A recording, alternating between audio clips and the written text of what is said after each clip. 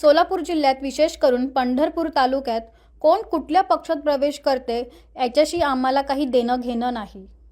सोलापूर जिल्ह्यात भाजपचा विस्तार करणं ही पक्षानं मला दिलेली जबाबदारी आहे आणि ती जबाबदारी मी प्रामाणिकपणे पार पाडतोय, असं पालकमंत्री जयकुमार गोरे म्हणाले। सोलापूरमध्ये तुम्ही ज्या पद्धतीने इनिशिएटिव्ह घेताय, राजकारण म्हणजे ध्रुवीकरण करण्याचा प्रयत्न होते, काय वाटतं? मला आता कुणाची जवळीक वाढते हे मला काय कल्पना नाही। मला एक माहिती आहे की मी ज्या पक्षाचं काम करतो, माझ्या पक्षानं माझ्या नेतृत्वानं माझ्यावर जबाबदारी दिलेली आहे, ती जबाबदारी यशस्वीपणे पार पाडणं हे माझं कर्तव्य आहे। त्या भावनेतून सोलापूर जिल्ह्यामध्ये भारतीय जनता पक्षाचा विस्तार करणं ही माझी जबाबदारी आहे आणि त्या जबाबदारीच्या भावनेतून मी सातत्यानं जनसेवा करून भारतीय जनता पक्षाचे विचार लोकांच्यापर्यंत पोहोचवण्याचा प्रयत्न करतो। त्यामध्ये आम्हाला बऱ्यापैकी यश येताना आपण सगळेजण पाहतोय। सोलापूर जिल्ह्यातल्या जनतेला मी मनापासून धन्यवाद देईन की जनतेनं भरभरून आशीर्वाद झालेल्या सगळ्या निवडणुकांमध्ये आम्हाला दिले। नगरपालिका असेल, महानगरपालिका असेल, जिल्हा परिषद असेल, या सगळ्या संस्थांच्यावर एक छत्री भारतीय जनता पक्षाची सत्ता जनतेनं दिलेली आहे। भारतीय जनता पक्षावर आणि माननीय मुख्यमंत्री महोदयांच्यावर या जिल्ह्यातल्या जनतेने विश्वास टाकलेला आहे आणि त्या विश्वासाला पात्र राहून लोकांची सेवा करणं याला प्राथमिकता आता आहे। कोण कुठं जातोय, कुणाची कुठं जवळीक वाढते याच्याशी मला वाटते फार त्याचा विचार करणं या क्षणी मला उचित वाटत नाही, कारण आता आमच्यावर जी जबाबदारी लोकांनी टाकलेली आहे त्या जबाबदारीतनं उतराई व्हायचा आपण प्रयत्न केला पाहिजे। म्हणून आम्ही लोकांची सेवा करण्याचा प्रयत्न करू आणि कोण कुठं जातंय याचा फार दखल घेण्याची आवश्यकता नाही।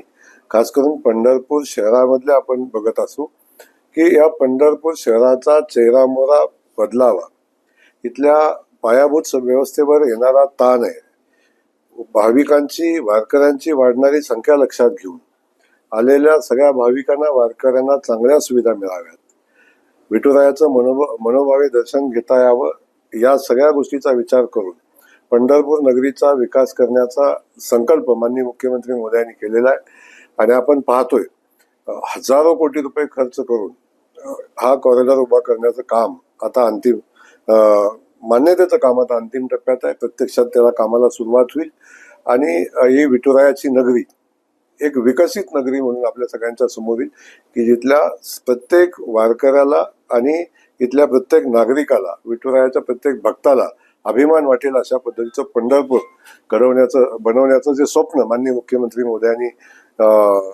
पाहिलेलं आहे आणि मला वाटतंय त्याला अधिक महत्त्व दिलं पाहिजे। कोण कुठं जातो याला महत्त्व न देता या शहराच्या विकासासाठी जे करता येईल ते करण्यावर लक्ष दिलं पाहिजे। पाण्याचं कसं नियोजन केलं जाणार आहे, उजनीत पाणी किती आहे आणि नदीत कधी सोडलं जाणार आहे, काय नाही, अनिलचं संकट आपल्या महाराष्ट्रात आहे या संदर्भात पूर्वीच शासनाने कल्पना दिलेली आहे। उजनीमध्ये आता पुरेसा पाणी साठा आहे। आपल्या सगळ्यांना माहिती आहे की पहिलं आवर्तन झालंय, दुसऱ्या आवर्तनाचं पण चालू आहे आणि आता खऱ्या अर्थानं भीमा नदीमध्ये पाणी सोडण्याची आवश्यकता आहे अशी शेतकरी बांधवांची खूप मोठी मागणी आहे। परंतु एक विषय आहे की जेव्हा सोलापूर शहराला आपण पाणी देत होतो तेव्हा सोलापूर शहराला पाणी देत असताना भीमा नदीच्या काठच्या शेतकऱ्यांना त्याचा खूप मोठा फायदा व्हायचा। सोलापूर शहरामध्ये आता समांतर पाईपलाईन झाली त्यामुळं नदीमध्ये जो पाणी साठा यायचा तो आता बऱ्यापैकी बंद झाला। परंतु कालच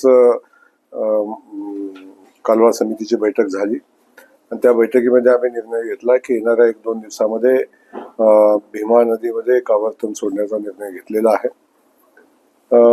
उन्हाळी हंगामाचं नियोजन करत असताना 2 आवर्तनं सोडणं अपेक्षित आहे, परंतु सद्य परिस्थिती लक्षात घेऊन, अनिलचं संकट लक्षात घेऊन आपण 1 आवर्तन सोडण्याचा निर्णय घेतलेला आहे आणि त्यानंतरची जी परिस्थिती जूनच्या पहिल्या किंवा दुसऱ्या तिसऱ्या आठवड्यामध्ये असेल त्यावर सरकार विचार करेल।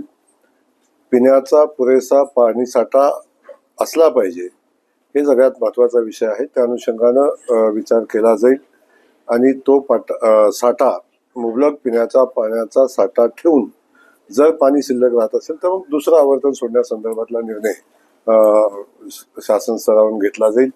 परंतु आत्ता तूर्त आपण एकच आवर्तन सोडण्याचा भीमा नदीमध्ये सोडण्याचा निर्णय घेतलेला आहे.